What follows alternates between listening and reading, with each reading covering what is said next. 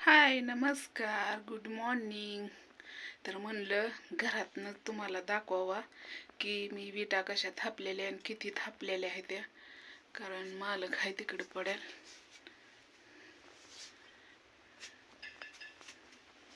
दिसतंय का? एवढं थापलंय बघा. आज दिसतंय ना मुलं, तेवढं थापलंय. हे सगळं आपण थापलेलं आहे. आणि ही गाडी आहे का नाही, मालकाची गाडी आहे. बघा एवढं थापलंय बघा. दिसलं का? कपडे फिपडे धुवून आली. आज झाला लवकर, काल उशीर लय झालता.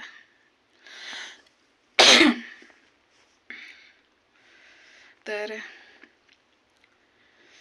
जीवाला आल्याने झाले, कारण हो का जिवाळ्या लागले ते. कपडे सुद्धा धुवू वाटना आणि गरम खाऊ सुद्धा वाटना जीवाला. हो का, दिसलं का जिवाळे? हो का, काय करायचं, दगड आहे ती ना त्याच्यात. दगड लागतोय हाताला, चोळत नाही काय नाही. ती तसली धमपेंग आहे का नाही. आता मस मी म्हणलं होतं तुम्हाला दाखवा, पण मालकच असतोय. मालक ती काय त्या तिकडं आहे. परत अजून मालक म्हणायचा तुम्हाला सांगितलं होतं म्हणून चोरून दाखवलं थोडंसं. त्यांना म्हणेन थोडंसं माझे भावा बहिणींना बघायच्या होत्या माझ्या इटा थापलेल्या, म्हणून मी दाखवलं थोडंसं. तर ती तेवढं आपण सगळं थापलेलं आहे, उभा पण केलेला आहे. कारण उभा ही करायला टाईमच भेटत नाही. मोबाईल हातात घेऊन काढायचं आणि कोण धरायचं आपलं. आपण आलोय पोटासाठी आणि आपण त्यांच्या कामावर असं केलं तर नावं ठेवत असते ती, आणि ते मला नाही योग्य वाटत नावं ठेवलेली. तर बानू काल हसत होती. बानूला हेड कॉल केलता, म्हणजे नाही, आईचाच मला आलता हेड कॉल. म्हणले अगं बानूले हसायला लागले. तिला पण माहिती आहे ना की मला लेकर हसलेलं तर वाटलं का नाही, मग मला लय उलाश येतो, लय उलाश येतो. आणि नाही हसले ना बानू हसलेली, मग माझं मन आतनं लय झुर होतं. नाही म्हणले असं तिला सांगावं तरी. तर खरंच बानू हसत होती. किती दिवसातनं, 15 दिवसातनं तर आज हसली, पण खेळली काय नाही, फक्त हसत होती मोठ्या मोठ्याने. पण मला एवढं तिचं हसू ऐकण्यासाठी का नाही माझं कान तरसते. तर वाटतं किंवा जीवाला लेकरू एक तर तसं आहे. आणि काय पण मनात विचार येतात, काय पण, म्हणजे जेवढं सांगावं तेवढं कमीच आहे. घ्या तुम्ही समजून. पण भरपूर जणांचं असं मला फोन येतात, बानूबद्दलचे काळजी विचारतात, बानूबद्दल बोलतात. मला लय आनंद वाटतो बानूबद्दल. स्वामी समर्थ तर आहेच सगळ्याच्या मागं. माझ्या पण आहे, बानूच्या पण आहे, तुमच्या पण आहे, सगळ्याच्याच महाग आहे स्वामी समर्थ. पण म्हणतात ना, मन आहे बघा, काय मन बघा म्हाताऱ्या माणसा डोक्यात काय सुद्धा राही नाही. सारखं ते विटा बिटा कंबर तर अजिबात दम धर नाही. हे अशा इटाच्या थापण्यात असंच होतं,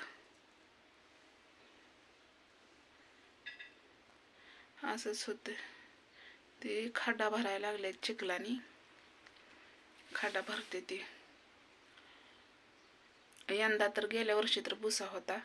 यंदा कशावर आहे माहिती आहे का? मळी आणि काळी बॉयलर आणि माती, तेवढ्यावरच आहे.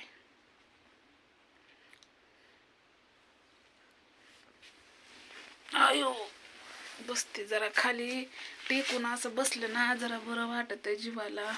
काय सांगायचं तुम्हाला, जेवढं बोलावं तेवढं कमीच आहे.